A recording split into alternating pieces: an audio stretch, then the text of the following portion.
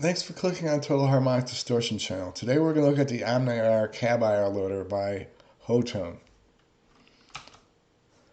This Hot One pedal features an assignable foot switch, a master volume that controls the volume, it's a little bit wiggly, a function control that allows you to select up to 40 presets. There is an input, an output, an XLR output, and a through.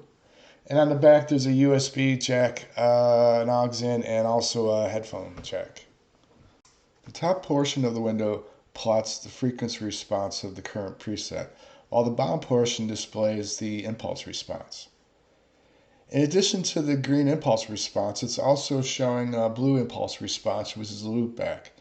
And there's a 6.91 millisecond delay between the loopback and the preset currently loaded.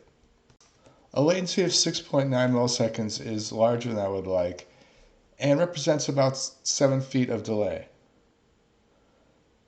Now, depending on which IR you have loaded, there's a different latency. And I added a special IR at 14, which is just an impulse response, so we can get a true frequency response of this device. As you see, with an impulse response, the latency is 6.39 milliseconds, and it has a pretty flat response up to about 20 kilohertz. In addition to a single impulse response, I added a chain of impulse responses for about a half second long, just to test to see how long of a impulse response this device shows. If you see here, it looks like we get about 10 of these. That represents about 1,024 samples at 44.1 kilohertz sampling rate, which looks like what this device does. And that's actually quite small. No matter how big of an IR you load into the device, it'll chop it down to the first 1K. There are also additional controls in the menu. These menus control the assignable foot switch and allows you to edit the preset. There's an EQ that allows you to boost or cut plus or minus 12 dB at various frequencies. And there appears to be a low, a mid, a high, and a presence for that EQ. I assign my foot switch to be a bypass control. As you can see, the bypass is basically an analog bypass, which bypasses all the digital.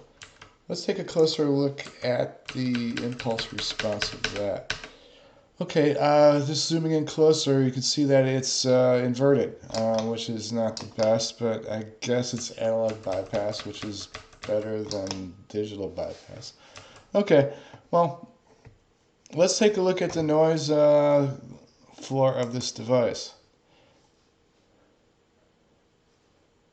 Okay, with it on, it has a pretty respectable noise floor. You may be a couple peaks here. I'll go to true bypass mode, and the peaks go away.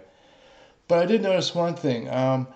There was a bunch of noise I couldn't really account for over there. And it was only until I looked in and changed the FFT range that I noticed above human hearing, there's a bunch of noise coming in at above 90 kilohertz is right around here. I can only measure to there. I don't know what's beyond that, but it really cranks the noise up quite a bit beyond human hearing, which isn't good. Hopefully the next device filters that out, but yeah, not the best thing to do. The noise issues, as well as the large latency and the short IR times, makes this pedal destined to go into the bin that will be sold off in Craigslist. Let's take a look at browser mode and see what we can get for this pedal. Okay, looks like new is going for $150 to $200. Let's see if we can get a used price. Used is looking about $100 to $125. I guess that's all I have for this episode. Please subscribe.